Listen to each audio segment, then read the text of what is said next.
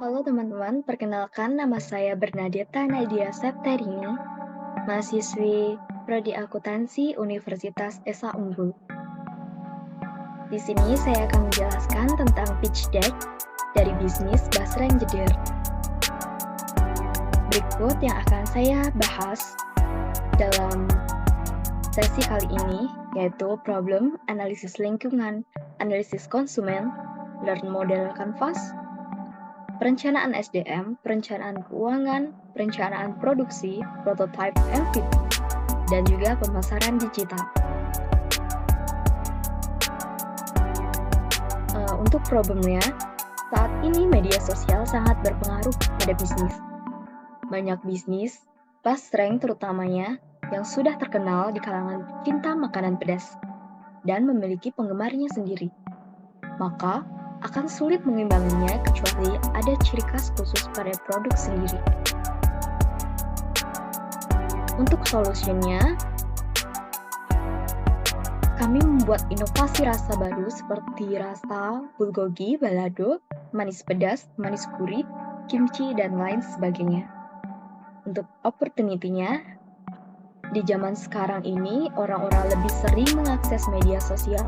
Hal ini dapat dimanfaatkan sebagai peluang untuk terjun ke dalam bisnis Basreng dengan memanfaatkan mencinta makanan pedas, yang sudah pasti banyak peminatnya dan juga media sosial.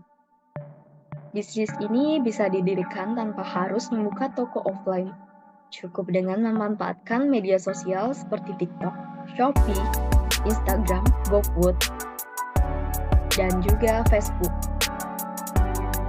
Ide bisnisnya yaitu Basreng Jeder. Pedasnya nampol, renyah, tidak keras digigit. Selanjutnya ada analisis lingkungan, yang terdiri dari analisis Perio, analisis SWOT, dan analisis PES. Selanjutnya ada analisis Perio. Dilihat dari sumber dayanya, yang pertama ada pemasaran dan juga periklanan. Dia valuable dan rare, maka implikasinya terhadap persaingan yaitu keunggulan kompetitif yang sementara.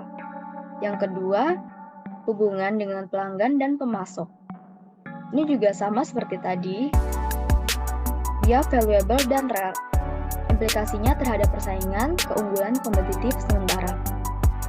Selanjutnya ada citra merek, kemampuan inovasi, aset teknologi. Mereka mencakup valuable, rare, imitable, dan organized. Implikasinya terhadap persaingan, yaitu keunggulan kompetitif yang berkelanjutan. Yang terakhir, ada sumber daya keuangan.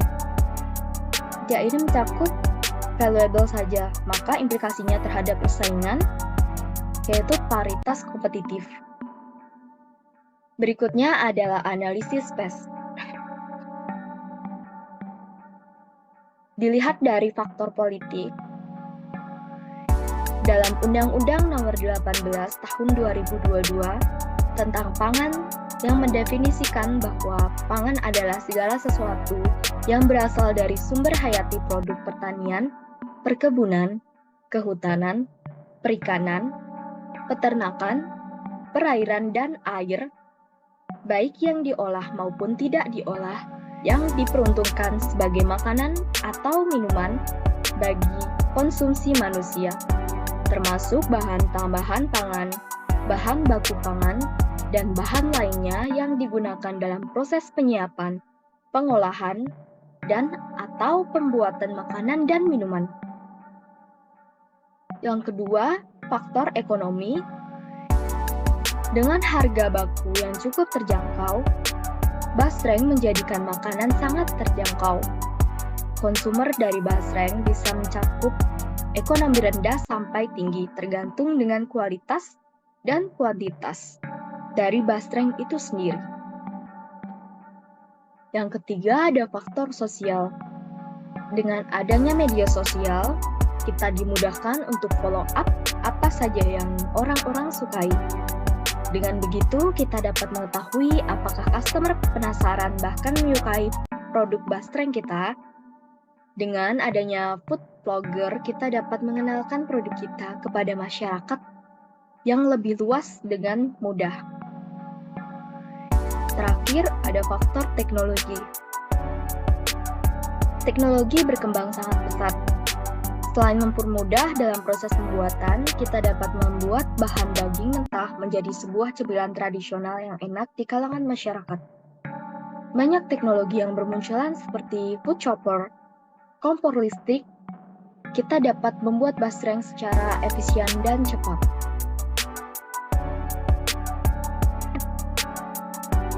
Selanjutnya ada analisis SWOT. Yang pertama ada strength. Bisnis kita sudah memiliki diferensiasi usaha yang baik. Yang kedua, kita juga sering memasak dan mencoba berbagai makanan yang cocok untuk dikombinasikan dengan basreng. Yang kedua, weakness. Kita baru akan memulai usaha basreng ini dan juga produksinya belum rutin. Ketiga, opportunity. Basreng ini sedang diminati oleh kalangan muda maupun tua. Dan juga akses internet sudah memasuki hingga ke pelosok daerah sehingga memudahkan masyarakat untuk berbelanja secara online dan ini memudahkan kita untuk semakin memperluas pasar. Ketiga ada akses untuk ke pasar tradisional dan modern ini sekarang sudah mudah. Yang terakhir, treats. Pertama, harga bahan baku seperti cabai, gas, dan bahan lainnya tidak stabil mengikuti hari-hari besar. Yang kedua, cemilan lainnya banyak juga yang memiliki cita rasa yang pedas. Dan yang ketiga, pasca pandemi, perilaku konsumtif masyarakat menengah ke bawah berkurang, jadi tidak setiap hari basreng ini laku keras. Selanjutnya ada analisis konsumen, meliputi segmenting, positioning, dan targeting. Yang pertama ada segmenting. Segmenting adalah kegiatan membagi atau mengelompokkan berbagai manusia dengan karakteristik dan kebutuhan yang sama. Segmentasi produk bakso goreng dapat diterapkan dengan menggunakan yang pertama, segmenting demografis. Di daerah Tangerang ini banyak pekerja atau wirausaha dan juga pelajar yang menjadikan bakso goreng sebagai cemilan dikala mereka sedang beristirahat. Yang kedua ada segmentasi geografis. Di daerah Tangerang ini yang masih masuk ke dalam lingkup Jawa Barat, mayoritas masyarakatnya menyukai makanan pedas. Dengan ciri khas bakso goreng yang pedas, produk ini mampu bersaing dengan produk-produk lainnya di daerah ini. Yang ketiga ada segmenting psikografis. Daerah Tangerang dengan gaya hidup yang bisa dibilang konsumtif, maka bakso goreng dengan harga yang terjangkau dapat menjadi pilihan masyarakat untuk cemilan pedas yang menarik di lidah pencinta bakso goreng. Yang keempat ada segmenting perilaku. Masyarakat Indonesia yang mudah penasaran dengan jenis-jenis makanan yang berbeda. Maka dengan menyajikan bakso goreng dengan cita rasa yang konstan, maka pembeli akan stay untuk membeli produk bakso goreng walaupun harganya naik.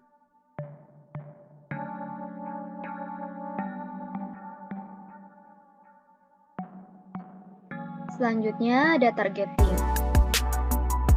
Targeting adalah menentukan sasaran utama dari produk. Misalkan sasaran utama kita adalah pelajar.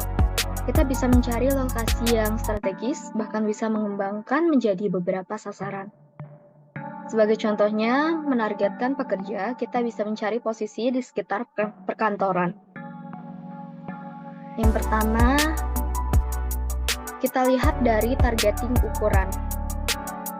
Dengan menargetkan suatu daerah yang ramai, misalkan di sebuah food court yang ramai pengunjung tapi belum ada yang menjajakan cemilan basreng. Ini menjadikan peluang kita untuk menjadikan basreng kita berkembang di daerah tersebut. Selanjutnya ada targeting profitabilitas. Tujuan dari usaha ini adalah mencari keuntungan entah itu besar maupun kecil. tapi tergantung produk yang kita jual. Yang ketiga ada targeting aksesibilitas. Dengan mengikuti zaman, jualan online memudahkan akses penjualan basreng ke pasaran-pasaran. Dan jika lahan terbatas, maka mengandalkan online adalah solusi yang tepat untuk mengakses basreng dengan sangat mudah. Keempat ada targeting manfaat. Basreng merupakan cemilan yang bertujuan untuk mengisi lambung yang kosong. Maka basreng solusi untuk mengisi kebutuhan jasmani masyarakat yang luas. Dan yang terakhir ada targeting perbedaan. Basreng yang sudah ada, biasanya rasanya itu asin dan juga pedas. Nah, kita ini menciptakan basreng dengan berbagai rasa. Ini menjadikan basreng kita berbeda dengan basreng-basreng yang sebelumnya. Analisis konsumen positioning. Tahapan positioning dapat diartikan menentukan bagaimana produk atau brand direpresentasikan dalam benak pelanggan potensial. Tujuannya tentu agar produk atau brand dilihat lebih unggul dari kompetitor.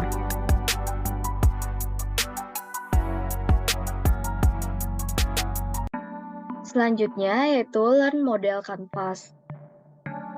Berikut ini adalah contoh dari Learn Model Canvas dari produk basreng jeder.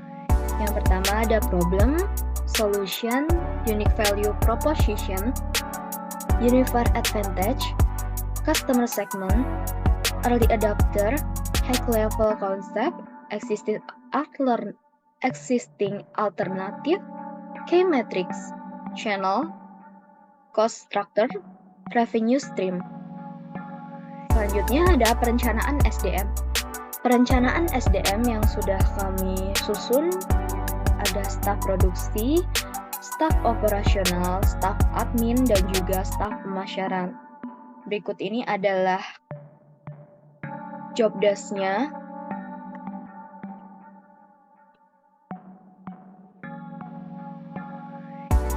Staf perencanaan keuangan. Untuk modal awalnya ada biaya tetap perhitungannya. Total fixed cost yaitu sebesar Rp1.270.000. Untuk beban fixed cost yang sudah didepresiasikan 1 tahun yaitu sebesar Rp21.450. Untuk variable cost-nya sebagai berikut. Atau break-even point.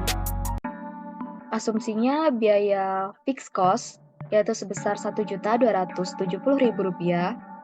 Yang kedua, biaya variable cost-nya sebesar Rp7.560.000. Dengan penjualan perharinya 40 kemasan, harga per unitnya yaitu Rp10.000.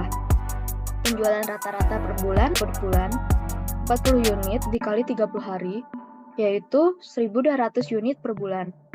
Untuk biaya variabel per unitnya, total biaya variabel dibagi dengan jumlah unit, yaitu Rp7.560.000 dibagi dengan 1.200 sama dengan Rp6.300.000. Biaya tetap dibagi dengan harga per unit dikurangi biaya variabel per unit. Rp1.270.000 dibagi dengan Rp10.000 dikurangi dengan Rp6.300 sama dengan 343 unit. Jadi, basreng akan mengalami balik modal apabila dapat menjual sekitar 343 unit dalam 1 bulan. Dan keuntungan dari setiap penjualnya. BEP rupiah sama dengan biaya tetap dibagi dengan kontribusi margin dibagi harga per unit sama dengan Rp1.270.000 dibagi dengan 0,37. yaitu Rp3.432,43. Jadi, Basreng bisa mencapai BEP apabila penjualannya telah menyentuh Rp3.432,43 dan bisa dikatakan untung serta balik modal. Untuk perencanaan produksi, dan juga cara membuat basreng. Berikut adalah prototipe MVP dari produk basreng jeder. Untuk pemasaran digitalnya, kami menggunakan Instagram untuk memasarkannya. Kami sudah membuat highlight Instagram, story-story, dan juga postingan-postingan yang rajin kami unggah. Terima kasih sudah menyaksikan. Apabila ada kekurangan atau salah kata, saya mohon maaf.